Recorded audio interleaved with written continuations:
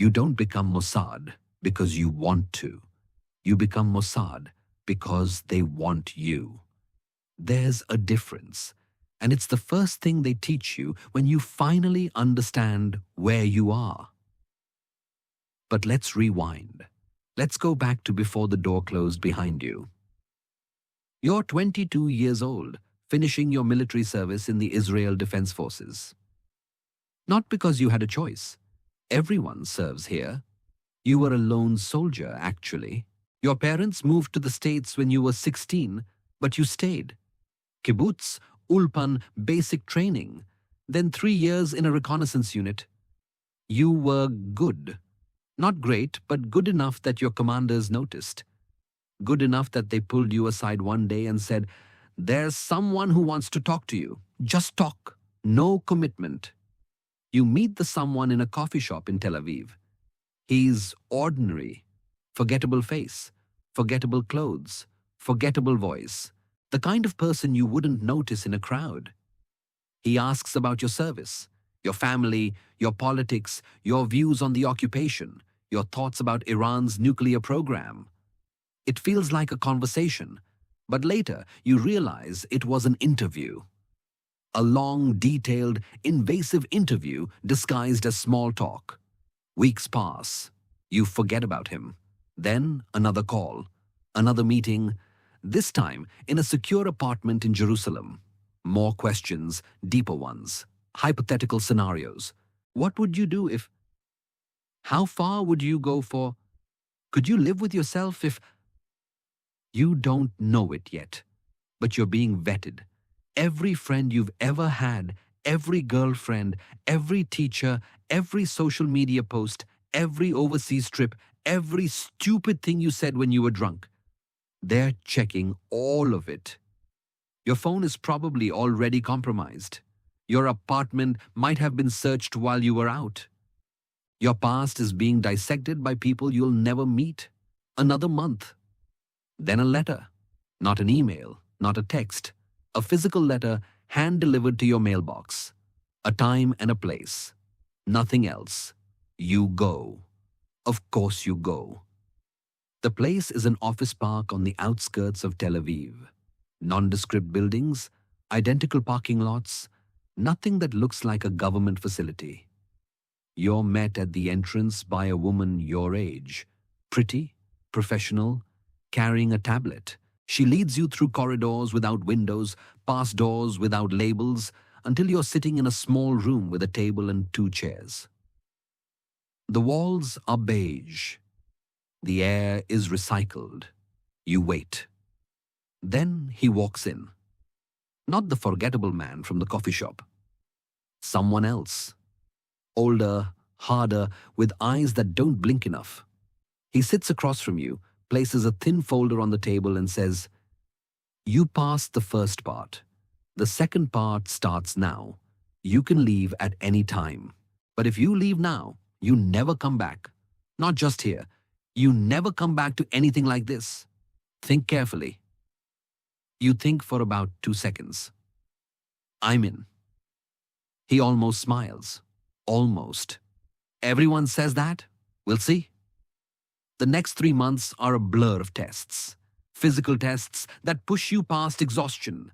Psychological tests that feel like they're designed to break you.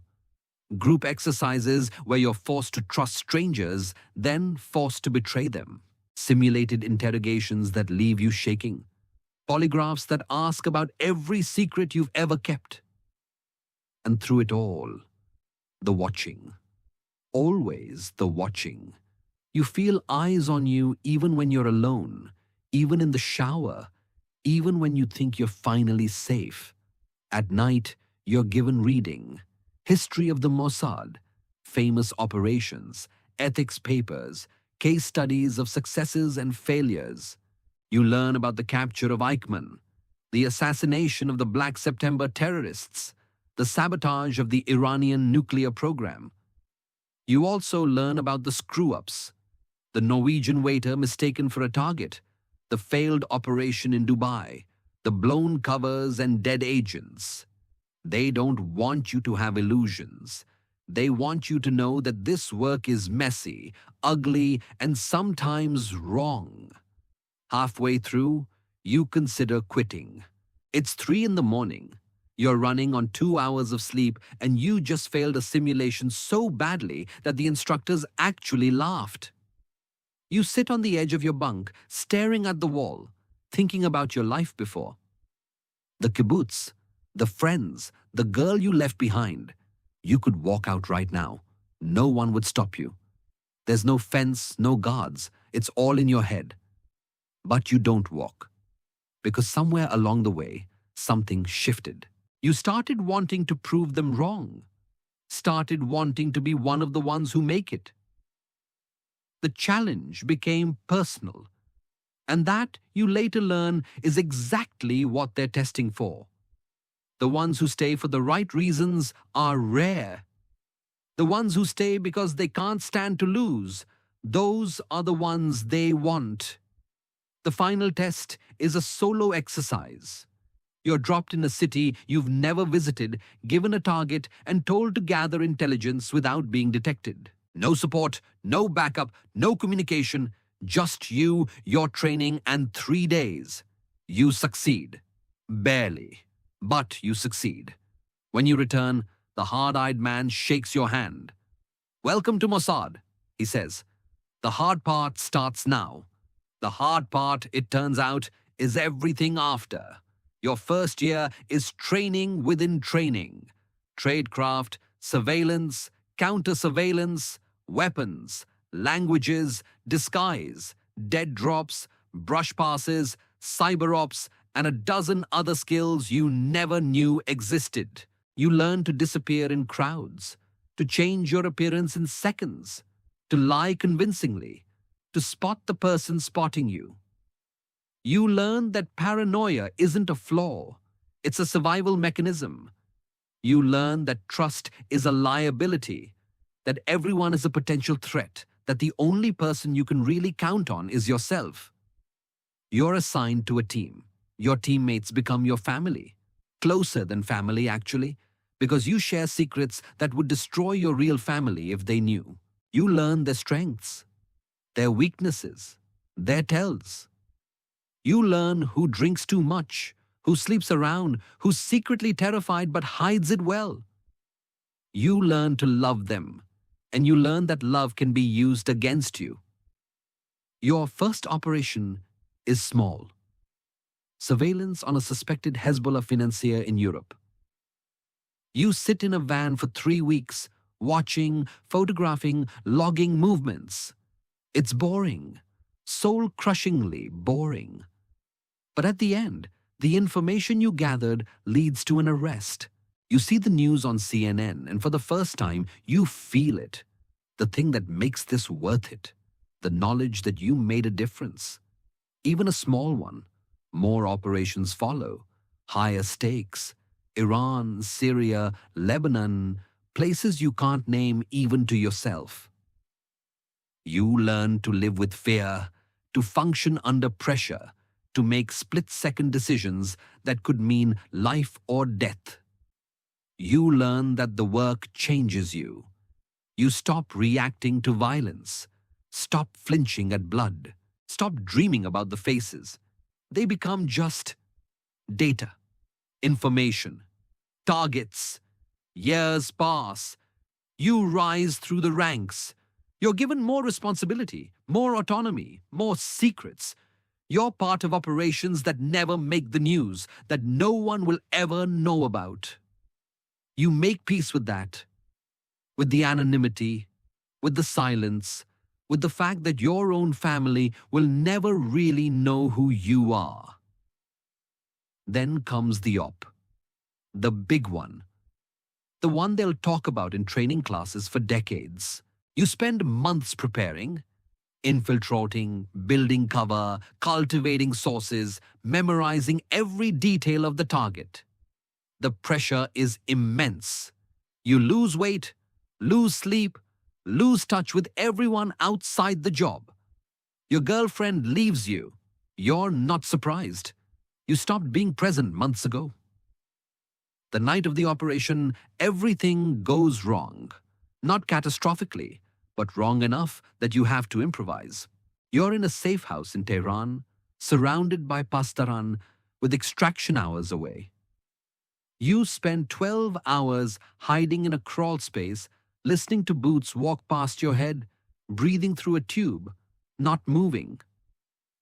You think about dying. You think about what they'll do to you if they find you. You think about the faces of everyone you've ever loved, and you realize you can't remember them clearly anymore. The job took even that. You make it out. Barely. Back home, you're debriefed, praised, given a medal in a closed ceremony with no cameras. They tell you you're a hero. You don't feel like one. You feel hollow, used, empty. You take leave. Go somewhere far away, alone. Sit on a beach and watch the waves for a week. Try to feel something.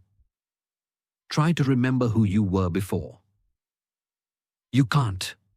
That person is gone, replaced by this operative, this asset, this tool. You're not even sure you mind. That's the scariest part.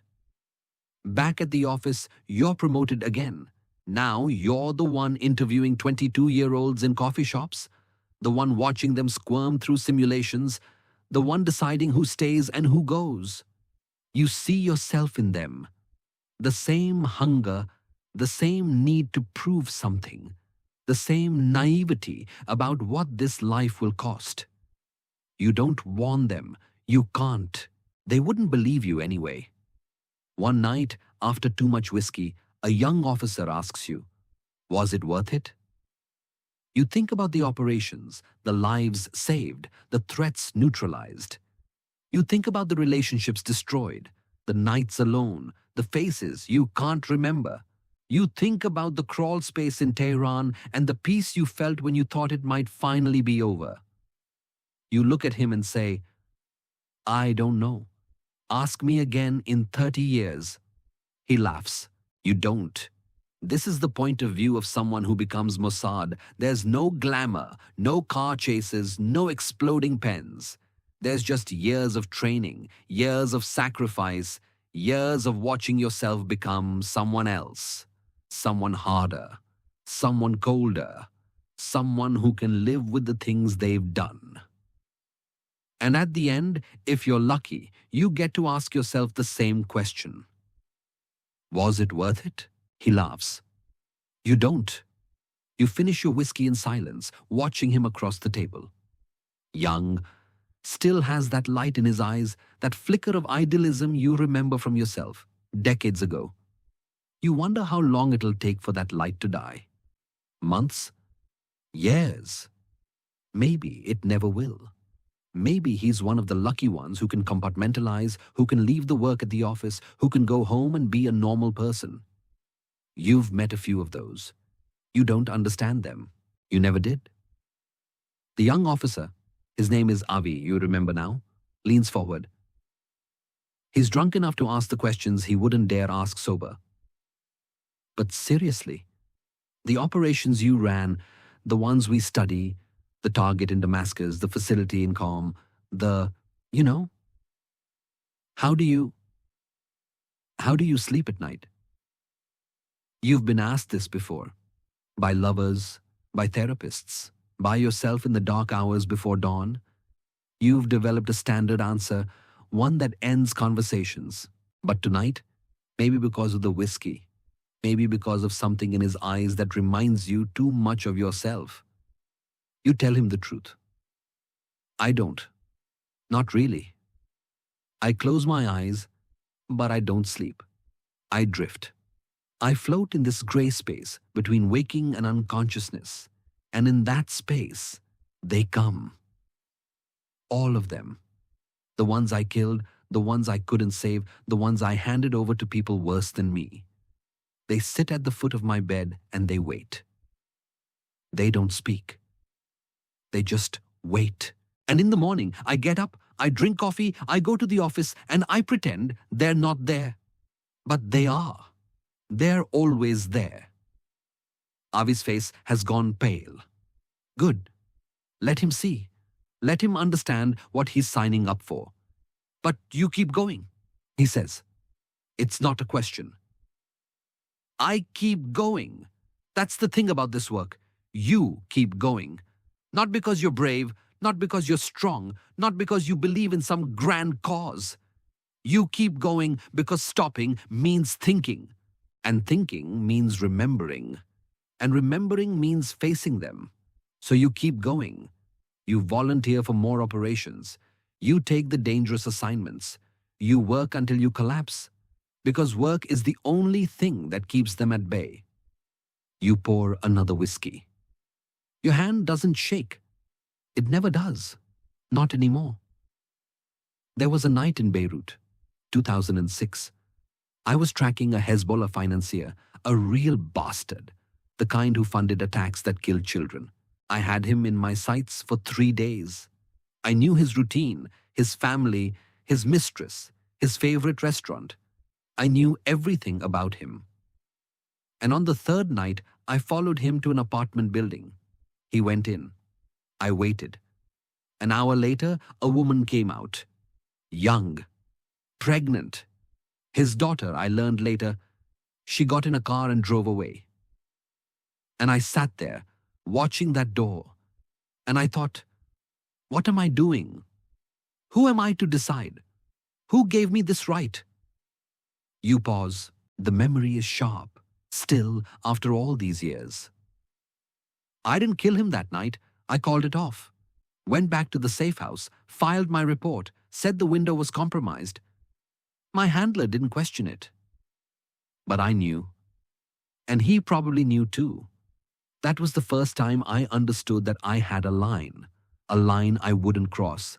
And that line has saved me and damned me in equal measure. Avi is quiet for a long moment. Then, do you regret it? Not killing him? You think about it. You've thought about it 1,000 times. I don't know. He's dead now anyway. Heart attack 3 years later. His daughter has 2 kids. They don't know their grandfather was a monster. Maybe that's enough. Maybe that's all any of us can hope for. That the people we love never know what we really were. You finish your drink. Stand up. Pat Avi on the shoulder as you pass. Sleep well, kid, while you still can. You walk out into the Tel Aviv night. The city is alive. Lights, noise, people living normal lives. They don't know what's done to keep them safe. They don't want to know. And maybe that's okay. Maybe that's the whole point. You walk home, past the cafes, past the couples holding hands, past the tourists taking selfies. You reach your apartment, a nondescript building in a nondescript neighborhood. The kind of place that doesn't attract attention. You've lived here for 12 years. Your neighbors think you're a consultant. They don't ask what kind. They've learned not to ask. Inside, you don't turn on the lights. You sit in the dark by the window, watching the street below. An old habit, a necessary one. You think about Avi, about the light in his eyes, about the moment when it will die. You think about the daughter in Beirut, the grandchildren she has, the life they're living because you didn't pull the trigger. You think about all the triggers you did pull, all the lives you ended, all the families you shattered. And then, as always, they come. The ones who wait at the foot of the bed. They settle into their usual spots, silent, patient, eternal. You don't turn to look at them. You never do. But you feel them there, a weight in the room, a coldness in the air. You sit by the window until dawn. Then you shower, dress, drink your coffee, and go to the office. Another day, another operation, another chance to keep going. Because stopping is not an option. It never was. This is the point of view of someone who becomes Mossad. There's no retirement, no peace, no escape. There's just the work and the faces and the long nights by the window. And the question that never gets answered, no matter how many years pass, No matter how many operations you run, no matter how many times you tell yourself it was worth it,